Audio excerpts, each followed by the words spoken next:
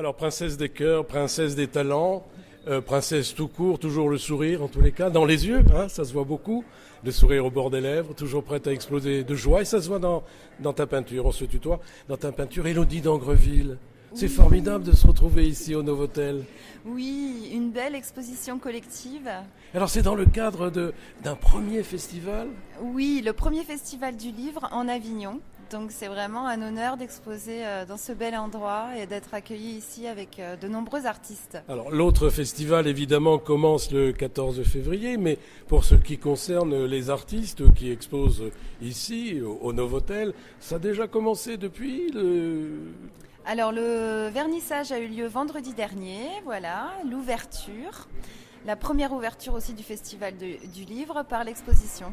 Bon, alors là, c'est toute une aventure parce que c'est vrai que celles et ceux qui ont organisé et évidemment l'exposition collective, alors là je veux parler de notre ami Valentin que tout le monde connaît maintenant, mais celle aussi qui préside à la destinée d'un autre festival, celui du livre, et qui commence le 14, eh bien c'est notre amie Guylaine, elle a fait un travail considérable et elle a su s'entourer d'une équipe très dynamique.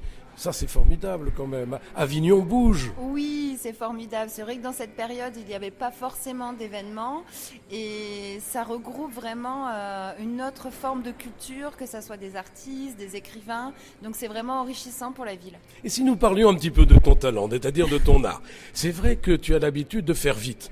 Tu as eu un tableau qui a été cassé, je crois, hein? Oui. Il est tombé. Oui, il est tombé. il est tombé. Et tu l'as réparé en 2 jours. Oui, disons que je suis une passionnée et je suis assez têtue aussi. Et tu es très réactive. Je suis réactive et je me suis donné un challenge. En fait, j'ai un tableau le lendemain qu'on a installé l'exposition qui est tombé. Et pour moi, il devait exister. Et j'ai travaillé pendant 2 nuits, oui, pour le refaire totalement. Oh, dis-toi quel boulot, hein.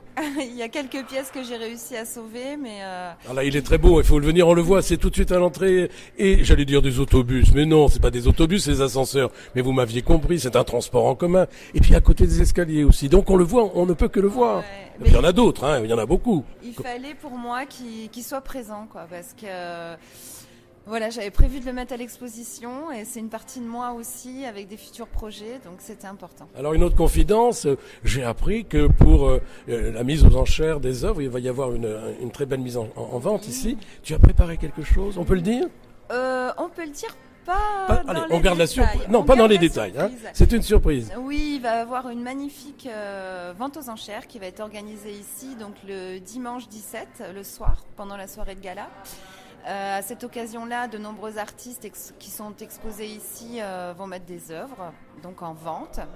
Donc soyez nombreux à venir assister à cette vente. Oh là là, et je crois que c'est présidé par un monsieur très connu. Je ne dis pas le nom, Ça va peut-être vous intéresser encore plus pour venir. On va garder le secret. Hein.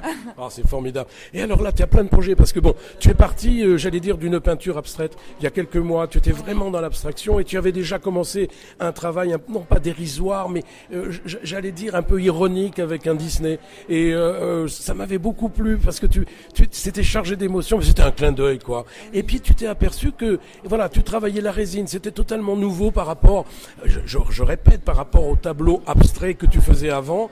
Et d'ailleurs, nous avions eu une conversation, j'avais émis l'idée que tu puisses allier les deux. Oui. Où on en est?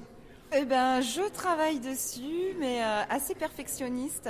Oui. Donc, c'est vrai que je sors pas une pièce comme ça. Il y a beaucoup de schémas avant, il y a beaucoup de recherches au niveau de l'osmose, au niveau des couleurs. Et puis tu as une vie de famille aussi à côté. Oui, je suis maman de 2 petits loups. Oui, 2 petits loups, hein, c'est pas facile les petits loups. Donc, maman Multicarte. Je suis multicasquette. Multicasquette, écoutez, hein.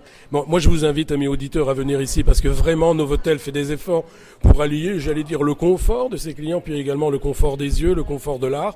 Eh bien, il faut venir tout simplement, hein, c'est important. Alors cette exposition, je vous le rappelle, dure jusqu'à... Le 5 mars. 5 mars, eh ben dites-moi, c'est un événement. Voilà, je vous aime, je vous embrasse. Quelque chose que je tiens à dire, c'est vrai que dans des lieux privés comme ça, les gens n'osent pas venir découvrir l'exposition.